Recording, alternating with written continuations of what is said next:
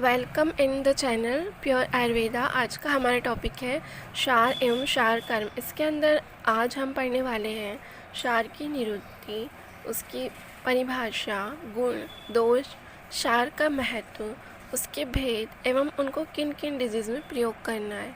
तो आइए शुरू करते हैं। सबसे पहला पॉइंट आता है क्षार कर्म महत्वपूर्ण क्यों है। तो शस्त्र अनुशस्त्रेभ्यः क्षार प्रधानतम, यानी शस्त्र और अनुशस्त्र के मध्य में क्षार प्रधानतम है, क्योंकि यह छेद्य भेद्य लेख्य करना, ये छेदन भेदन और लेखन कर सकता है। इसके अलावा त्रिदोषज्ञत्वात्, यानी कि तीनों दोषों को प्रकोपित होने पर उनको नष्ट कर सकता है। इसके अलावा विशेष क्रिया औच्चारणाच, यानी इसकी एक स्पेशल क्रिया होती है औच्चारण, अर्थात we can use it internally also. अगर क्षार की निरुक्ति की बात करें तो शर स्यंदने क्षण हिंसायाम धातु से क्षार शब्द उत्पन्न होता है।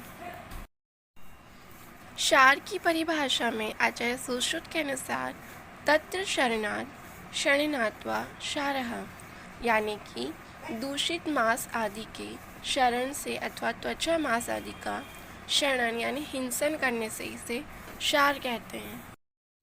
आचार्य चरक के अनुसार चित्वा चित्वा आशयात क्षारः शरत्व क्षार्यत्यदः, यानी कि जो शरण स्वभाव होने के कारण शरीर से विभिन्न आशयों से धातु को काट काट कर गिराता है, उसे क्षार कहते हैं। अब क्षार के भेद देखते हैं। क्षार, इसके लिए एक श्लोक है, स द्विविधः प्रतिसारणीय पानीयश्च, यानी ये दो प्रकार का होता है, प्रतिसारणीय और पानीय। आचार्य वाग्भट ने इसके दो अलग टाइप किए हैं, आभ्यंतर और बाह्य, यानी अंतर परिमार्जन और बहि परिमार्जन। प्रतिसारणीय क्षार शरीर पे बाह्य यानी बाहर की ओर प्रयोग किया जाता है, जैसे स्किन के ऊपर हो गया, एनल के ऊपर हो गया, इस तरह से। जबकि पानीय यानी जिसका पान किया जा सके या फिर जो मेनली इंटरनली प्रयोग किया जा सके, उसे पानीय क्षार कहते हैं। अब प्रतिसारणीय क्षार का मेनली किन व्याधियों में उपयोग किया जाता है, तो उसके लिए सबसे पहले हम याद करेंगे स्किन डिजीज़, जैसे कुष्ठ, कीटिप, दद्रुमंडल, किलास, चर्मकील, तिल, कालक, न्यक्ष, व्यंग और मशक। इसके अलावा जब हम प्रतिसारणीय क्षार बनाते हैं तो मेनली हम पाइल्स की सर्जरी में उसका यूज़ करते हैं आयुर्वेदा के अंदर। तो जैसे एनल डिजीज़, भगंदर, अर्बुद और अर्श। इसके अलावा कुछ अन्य डिजीज़ जैसे दुष्ट नाड़ी व्रण, भाई विद्रति, कृमि और विष। इसके अलावा 7 प्रकार के मुख रोग, उपजीविका, अधोजीविका, उपकुश, दंत वेदर्भ और 3 प्रकार की रोहिणी में भी हम प्रतिसारणीय क्षार का प्रयोग करते हैं। अब दूसरा यानी पानीय क्षार, जो शरीर के अंदर की डिजीज़ होगी, जैसे उदर की, गुल्म, अग्नि से रिलेटेड, उन समय हम पानीय क्षार का प्रयोग करेंगे, जैसे पानीयस्तु गर, गुल्म, उदर, अग्नि, संग, अजीर्ण, अरोचक, आनह, शर्करा, आभ्यंतर, विद्रति, कृमि, विष, अर्श, अर्शस्य उपयुज्यते, यानी कि पानी क्षार का उपयोग हम करेंगे, जैसे गर विष का, यानी जिनको हमने पान कर लिया। इसके अलावा गुल्म रोग, उदर के रोग, अग्नि संग, यानी कि अग्नि से रिलेटेड।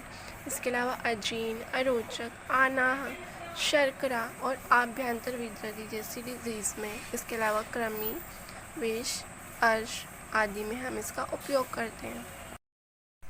अब जो 3 डिजीज़ है यानी कृमि, विष और अर्श, इसके अंदर हम प्रतिसारणीय और पानीय क्षार दोनों का यूज़ करते हैं। और पानीय क्षार हम किन रोगों में यूज़ नहीं करते, यानी पानीय क्षार के वर्ज्य रोगी जो पित्त प्रकृति वाले हैं। क्षार के गुण उष्ण तीक्ष्ण होते हैं, यानी कि उष्णता और तीक्ष्णता को बढ़ाने वाले। तो जो मेनली पित्त प्रकृति के रोगी हैं, जैसे रक्त पित्त, ज्वर, पित्त प्रवृत्ति, भ्रम, मद, मूर्छा, तिमिर युक्त। इसके अलावा जो दुर्बल और वृद्ध है, यानी इतनी तीक्ष्णता को सहन नहीं कर पाते, तो उसमें भी हम पानीय क्षार का प्रयोग नहीं करेंगे। इसके अलावा प्रतिसारणीय क्षार 3 प्रकार का होता है, मृदु, मध्यम और तीक्ष्ण।